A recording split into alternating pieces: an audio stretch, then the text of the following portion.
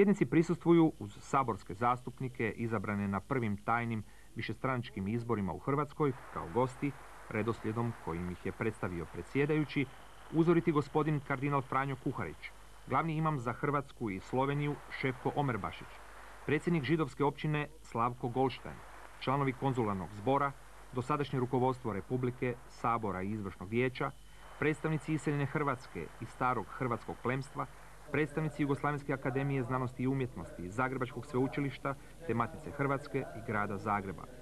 Sjednicom do izbora predsjedništva Sabora rukovodio je jedan od najstarijih sabornika, Josip Manolić. Pri usvajanju dnevnog reda zajedničke sjednice, zastupnik SKH SDP Ivan Matija te zastupnik Zelenih Velimir Visković traže da se izbor nove hrvatske vlade odgodi za sutra, kako bi bilo vremena za raspravu, jer se danas za 17 sati priprema svečanost na Trgu Republike. Većinom glasova, uz 60 protiv, dnevni red je usvojen onako kako je predložen. I prilikom rasprave o izmjeni i dopuni Poslovnika Sabora, koji je u ime HDZ-a iznio Vladimir Šeks, zastupnici Velimir Visković te Gordana Grbić osporavali su pojedine članove tog dokumenta. Tako Velimir Visković smatra da Poslovnik treba stupiti na snagu danom objavljivanja u službenom listu, a ne kako je predloženo novim Poslovnikom, istog trenutka samim izglasavanjem. Gordana Grbić pak upozorila je kako je nepotrebno da se zastupnici izjašnjavaju o izvođenju himne Lijepa naša na početku zajedničke sjednice, budući da je himna već izvedena. Da je bilo mogućnosti za raspravu, rekla je Gordana Grbić, možda bi netko od zastupnika tražio da se uz hrvatsku himnu svira jugoslavenska. Poslovnik je na kraju usvojen uz 63 glasa protiv. Potom je izabran predsjednik Komisije Sabora za izbor i imenovanje. To je Ivan Milas, zastupnik u Društveno-političkom vijeću, a član HDZ-a. Nakon stanke, novoizabrani predsjednik Komisije Sabora za izbor i imenovanje predložio je za predsjednika Sabora doktora Žarka Domljana. Javnim glasanjem uz samo 2 glasa protiv, dr. Žarko Domljan izabran je za predsjednika Hrvatskog sabora. Dr. Žarko Domljan rođen je 1932. u Imotskom, diplomirao je i doktorirao na Filozofskom fakultetu u Zagrebu. 20 godina radio je u Jugoslavenskom leksikografskom zavodu. Tamo je uz ostalo bio glavni urednik likovne enciklopedije te pomoćnik direktora. Od 1987. radi kao znanstveni savjetnik u Institutu za povijesne znanosti Sveučilišta u Zagrebu. Dr. Domljan je inače predsjednik podružnice HDZ-a za grad Zagreb. U svom nastupnom govoru dr. Domljan je među ostalim rekao: kao vrhovno političko i zakonodavno tijelo zemlje, Sabor će djelovati strogo u skladu sa svojim ustavnim ovlaštenjima, štiteći zakonitost i prava svakoga pojedinca, ali jednako tako demokratski ustroj i suverenitet Hrvatske kao nacionalne države hrvatskoga naroda i svih njenih građana. Zastupnici ovoga Sabora moraju voditi računa o biračima koji su mi iskazali povjerenje. Ali oni ni u jednom trenutku ne smiju smetnuti s uma činjenicu da im kao članovima Sabora mora biti na srcu dobrobit cijele zemlje i sveg njenoga pučanstva. Zato će Hrvatski sabor u donošenju zakonskih i drugih akata na prvome mjestu nastojati stvoriti preduvjete za oživotvorenje onih programskih ciljeva oko kojih je postignut konsenzus gotovo svih političkih stranaka u Hrvatskoj. To je prije svega politički suverenitet Hrvatske, koji mora biti uspostavljen u svim njenim dijelovima i sa svim političkim i zakonodavno izvršnim konsekvencama. To je zatim gospodarska samostalnost Hrvatske, što znači pravo na slobodno raspolaganje vlastitim bogatstvima i ostvarenim dohotkom, bez čega svako zamišljanje bolje budućnosti ostaje samo isprazna tlapnja. I konačno, to je njegovanje i utvrđivanje kulturnog identiteta Hrvatske. Pod predsjedanjem novoizabranog predsjednika Sabora zajednička sjednica nastavlja rad izborom 4 potpredsjednika Sabora. Prije izbora pročitan je brzojav izvršnog odbora Srpske demokratske stranke upućen Saboru, a u kojem se među ostalim kaže: Izvršni odbor SDS-a na svome redovitom sastanku održanom jučer 26. maja 1990. u Benkovcu odlučio je da produži suspenziju odnosa stranke sa Hrvatskim saborom i kroatocentričnim političkim stranačkim organizacijama STOP. Odluka o suspenziji je po našem osjećaju zbilje iznuđena prepoznatljivim nasiljem nad našim članom, predsjednikom mjesnog odbora SDS-a za Benkovac, Miroslavom Mlinarom. Htio bih vas uvjeriti da ovaj akt privremenih prekida odnosa nije izraz gnjeva ili političkoga prkosa, još je izlišnije da se u njemu ogleda ultimatum. Čin je duboko povezan sa gubitkom poštovanja i samopoštovanja srpskog naroda u Hrvatskoj. Nama se činilo da je ovo najbolji i najbezbolniji način da se napadnuto samopoštovanje i poštovanje ponovno uspostavi. Budući da predstavnici Srpske demokratske stranke nisu došli na sjednicu, danas su se birala samo 3 potpredsjednika Sabora, jer je 4. mjesto međustranačkim dogovorom predviđeno za člana Srpske demokratske stranke. Javnim glasovanjem za potpredsjednika Sabora Socijalističke Republike Hrvatske izabrani su članovi HDZ-a Stjepan Sulimanac i Vladimir Šeks, te član stranke SKH SDP Ivica Percan. Potom je pročitan prijedlog za nove članove delegacije Sabora u Vijeću Republika i pokrajina Skupštine Jugoslavije. Za članove te delegacije predloženi su Josip Buršić, Branimir Glavaš, Drago Krpina, Anđelko Kružičević, Ivan Lučev, Ivan Mikulić, Petar Šale, dr. Milan Tapalović, Ivan Tormaš, Đuro Vidmarović, Janko Vasiljević i Dražen Bobinac. Pri izboru te delegacije na listiću uz ime nije navedena stranačka pripadnost, a izbori se provode tajnim glasanjem, kao i za izbor predsjednika predsjedništva Hrvatske, te članove tog predsjedništva čije predlaganje uslijedilo.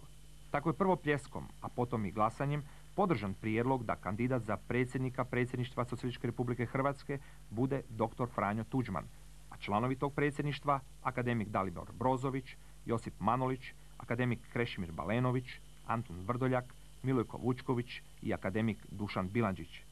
Prije tajnog glasovanja sabornicima se u ime starog hrvatskog plemstva obratio Janko Vranjican Dobrinović. Toplo pozdravljamo novog predsjednika, novu vladu, hrvatske narodne zastupnike svih stranaka, a ja naročito iz europskog grada Brisela pozdravljam ponovno približenje jednog starog europskog naroda u obitelj u koju on spada. A to je obitelj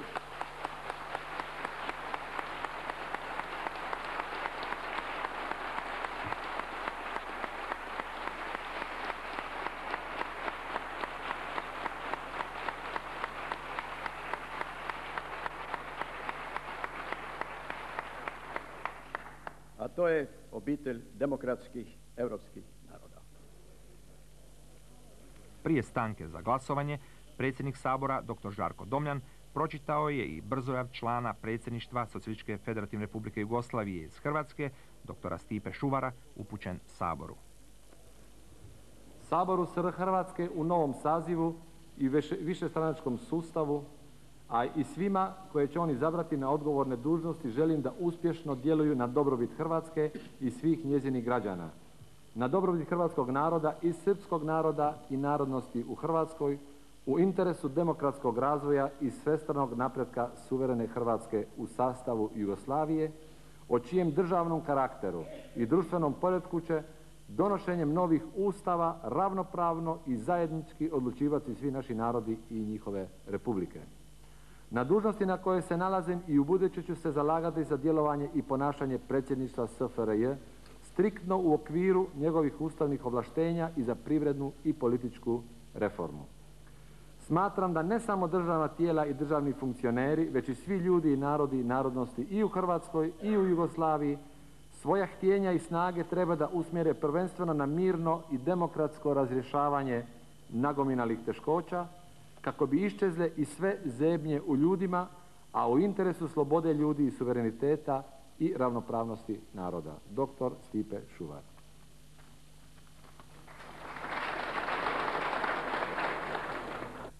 Poslije 90-minutnog odmora u kojem su zastupnici tajnim glasanjem izabrali predsjednika i članove predsjedništva Socijalističke Republike Hrvatske i članove delegacije Sabora Hrvatske u Vijeću Republika i pokrajina Skupštine Jugoslavije, na početku drugog dijela zajedničke sjednice svih triju vijeća Sabora, predsjednik Sabora dr. Žarko Domljan objavio je izborne rezultate.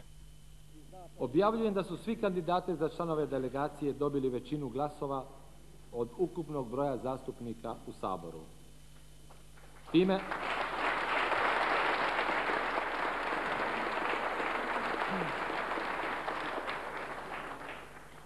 Time proglašavam da su u delegaciju Sabora SRH u Vijeću Republika i pokrajina Skupštine SFRJ izabrani sljedeći zastupnici: Dražen Bobinac, Josip Buršić, Branimir Glavaš, Drago Krpina, Anđelko Kružičević, Ivan Lučev, Ivan Mikulić, Petar Šale, dr. Milan Tapalović, Ivan Tormaš, magister Janko Vasiljević i Đuro Vidmarović.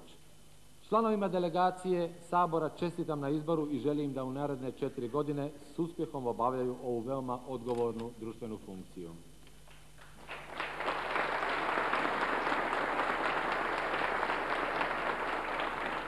Objavljujem dalje da je za izbor predsjednika predsjedništva Socijalističke Republike Hrvatske 338 zastupnika preuzelo glasačke listiće. Za predsjednika predsjedništva glasalo je 338 zastupnika. Nevažećih glasačkih listića bilo je 57. Kandidat za predsjednika predsjedništva dr. Franjo Tuđman dobio je 281 glas.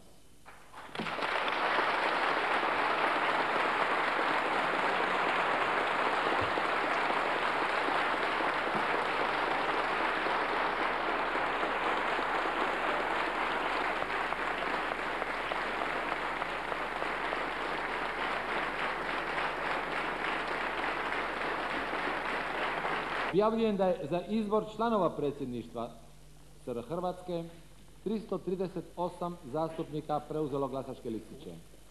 Za članove predsjedništva SR Hrvatske glasovalo je 338 zastupnika. Nevažećih je bilo 11. Pojedini kandidati za članove predsjedništva SR Hrvatske dobili su sljedeći broj glasova: akademik Krešimir Balenović 314, akademik Dušan Bilandžić 317, akademik Dalibor Brozović 307, gospodin Josip Manolić 282, gospodin Antun Vrdoljak 313 i magister Milojko Vučković 303. Objavljujem da su svi kandidati za članove predsjedništva SR Hrvatske dobili većinu glasova ukupnog broja zastupnika u Saboru. Poslije proglašenja izbora i objave sastava predsjedništva Hrvatske, predsjednik i članovi predsjedništva dali su svečanu izjavu potpisivanjem teksta izjave. Predsjednik Sabora, dr. Žarko Domljan, predao je predsjedniku predsjedništva Hrvatske, dr. Franji Tuđmanu, hrvatsku lentu kao znak predsjedničke časti, a predstavnici arhiva Hrvatske predali su mu komplet povijesnih zaključaka Hrvatskog sabora do sredine 19. stoljeća. Zastupnicima se tada pristupnom besjedom, kako je rekao, obratio dr. Franjo Tuđman. Želim se prije svega zahvaliti u ime predsjedništva Hrvatske i u svoje osobno ime na povjerenju što ste nam ga očitovali izborom na ovu časnu i odgovornu dužnost. Usudio bih se što više reći i najodgovorniju dužnost, jer ona obvezuje na čuvanje i zastupanje, jačanje i osiguranje punoga suvereniteta hrvatskoga naroda i neokrnjivih sloboda i građanskih prava svih državljana Hrvatske. Visoki dome, u obnašanju naših dužnosti valja nam uvijek imati na umu činjenicu da u gotovo 14-stoljetnoj pisanoj povijesti Hrvata ni u jednoj drugoj ustanovi hrvatskog narodnog života nije bila tako izravno očitovana opstojnost, samosvojnost i samoodređenje kao u neprekidnosti trajanja i djelovanja Hrvatskoga sabora.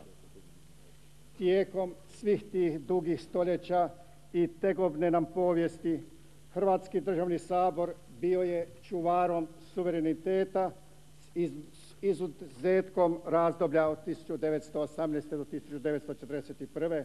hrvatskog naroda u odnosu na druge nacionalne i državne zajednice. Hrvatski je sabor bio nositeljem pravnoga poretka i u ovisnosti od društvenih okolnosti svoga vremena, jamstvom sloboda i prava građana te općega civilizacijskog napretka. Navodeći brojne primjere konkretnih odluka i djelovanja Hrvatskog sabora u kontinuitetu povijesnih događanja od Bizantije i vremena hrvatskih velikana Ivana Zvonimira i Petra Krešimira IV, preko unije s ugarskim zemljama i drugih zbivanja, sve do događaja u listopadu 1918. godine, dr. Franjo Tuđman je naglasio. Sveukupna povijest Kraljevine Srba, Hrvata i Slovenaca od 1918. do 1928. i Jugoslavije 1929. do 1941.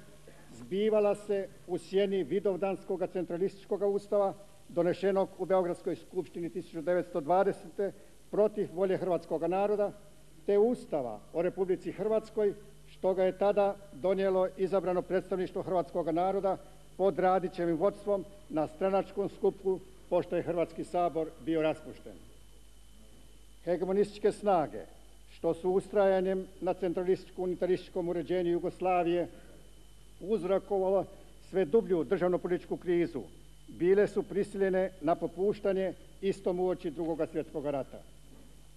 Međutim, sporazum između Mačekova, hrvatskoga vodstva i kneza Pavla i Cvetkovića o stvaranju Banovine Hrvatske i ponovnoj uspostavi Hrvatskoga sabora došao je ne samo prekasno, već ga nije prihvatila ni većina srpskih političkih stranaka, ne mireći se s idejom federalizacije Jugoslavije.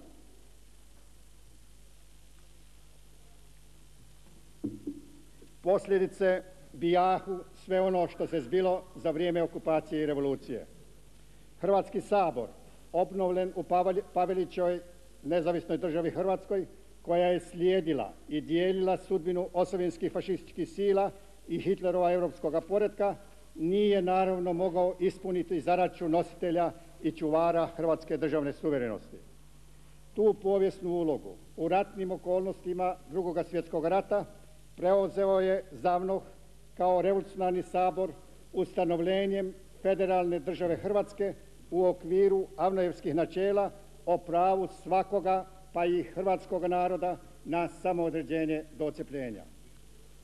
Uspostavom federalne države Hrvatske u antifašističkom ratu hrvatski se narod našao na strani pobjedničkih demokratskih sila Sjedinjenih Američkih Država, Velike Britanije te Sovjetskog saveza. Ne može biti nikakve dvojbe da to bijaše pretpostavkom za međunarodno priznanje odluka ZAVNOH-a i AVNOJ-a o priključenju Istre, Rijeke, Zadra i otoka Hrvatskoj domovini, a isto tako i za poratno ustavno reguliranje suverenosti Hrvatskoga sabora. Isto tako ne može biti nikakve dvojbe o tome da je jednostranački komunistički sustav bio glavnom zaprekom za stvarno priznanje pravo hrvatskoga i svakoga druga naroda na samoodređenje do odcjepljenja, koje je bilo proklamirano u svim poratnim ustavima SFRJ-a.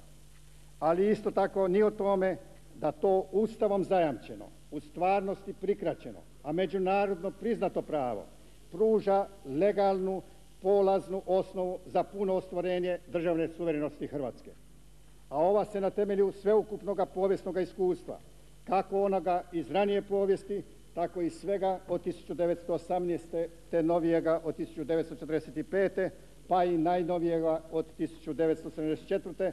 može ostvariti jedino na konfederativnim osnovama, kao savez slobodnih i suverenih država. One što za takvu konfederaciju ne nalaze uzora, upućujemo na suvremeni primjer stvaranja Europske zajednice.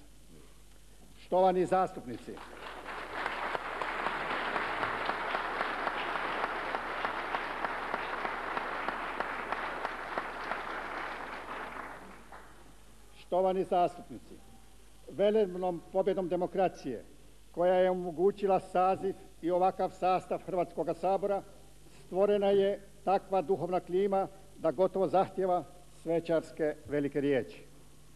Međutim, prilike u kojima živimo, okolnosti koje nas okružuju i osobito zadaće što su pred nama ne dopuštaju nam blještavi triumfalizam niti velika i olaka obećanja. Ipak, pozivajući na krajnju razboritost i promišljenost, daleko smo od svake zdvojnosti i pesimističkoga malodušja. Iako smo do sada prešli kratki dio puta u parlamentarnu demokraciju, bio je to presudno važan prvi korak na povratku hrvatskoga naroda i njegove države europskoj civilizacijskoj, političkoj, kulturnoj i gospodarskoj tradiciji. Valja odati priznanje svima sudionicima u provedenim slobodnim izborima, kako onima u dosadašnjoj vlasti, tako i svima što ih iz oporbe smjenjuju ili ostaju u opoziciji, što su izbori protekli mirno i dostojanstveno. Mogli bismo dapače reći na zavidnoj razini. Na tim je izborima većinu u sva 3 saborska doma, a i većinu više od 2/3 općinskih skupština osvojila Hrvatska demokratska zajednica. To samo po sebi znači da je Hrvatska demokratska zajednica uz pobjedničku slavu pripala i čast da ponese najteži dio bremena u krčenju gotovo neprohodnoga, šipražnoga, kriznoga stanja što nam ga ostavlja jednostranački sustav. No svoj dio odgovornosti u tome ne mogu izbjeći ni ostale stranke što su ishodom izbornog nadmetanja dospjele u udobnije klupe saborske oporbe. Naime, pravila i običaji parlamentarne demokracije ne daju pobjedniku sva prava dobitnika, niti poražene svrstavaju u nemoćne gubitnike, kako je to bilo u jednostranačkoj samovlasti. Rezultati hrvatskih izbora, koliko su znakoviti, toliko su i obvezujući. Slobodnom voljom naroda, izraženom na najdemokratskiji način što ga poznaje suvremeni svijet, na neposrednim, tajnim, višestranačkim izborima, zakonodavna je vlast i pravo na određivanje izvršne vlasti pripala stranci koja je na zastavama svoga programa najjasnije istakla vjekovne težnje hrvatskog naroda da bude slobodan i svoj na svome. Da u duhu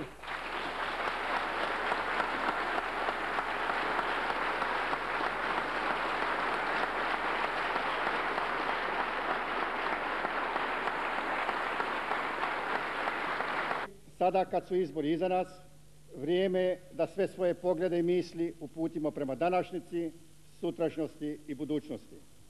Ako smo u svojim demokratskim ciljevima proklamirali korijenite promjene u svim sferama duhovnog i materijalnog života, to ne znači da smo za rušenje, a još manje za razaranje i onoga što ima svoje opravdanje i u demokratskom sustavu ili što se preinakom može osvrhoviti na opću dobrobit. U sveukupnom nasljedstvu od prethodne vlasti nismo dobili mnogo dobroga, ali to ne znači da je sve ono što nam ostavljaju bez ikakve vrijednosti. To proizlazi već od toga što je razdoblje stare vlasti bilo dugotrajno. Pod njenim okriljem patila su, ali i radila i stvarala 3 naraštaja. Uz sve promašenosti to mora ostaviti i pozitivne posljedke i tragove koji se ne mogu i ne smiju izvrgavati posvemašnjem zatiranju. Problemi s kojima se suočava nova vlast, od mjesnih zajednica i općina do Sabora, Vlade i predsjedništva, mnogobrojni su, složeni i zamršeni. Ona će morati u kratkom roku usporedno rješavati mnoge probleme od životne važnosti koje su druge europske i zapadne države riješile prije pola stoljeća ili čak prije pola tisućljeća.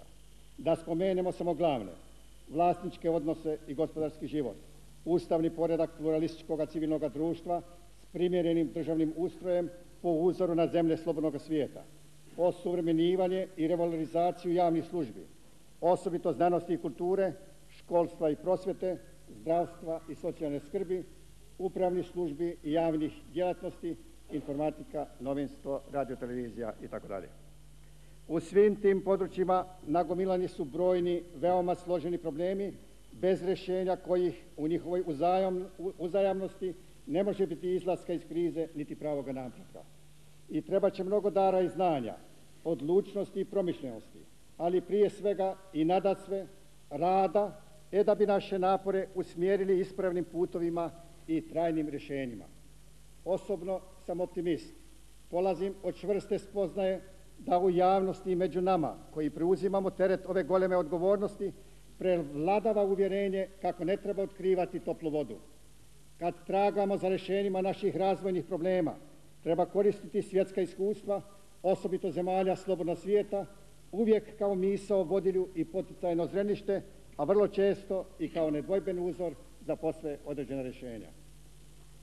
Prva i najvažnija zadaća nove demokratske vlasti u Hrvatskoj, po mome osobnome osvjedočenju, morala bi biti stvaranje svih duhovnih, materijalnih, pravnih pretpostavki za osjećaj pravne, građanske i nacionalne sigurnosti svih njezinih građana, za mir i povjerenje među njima.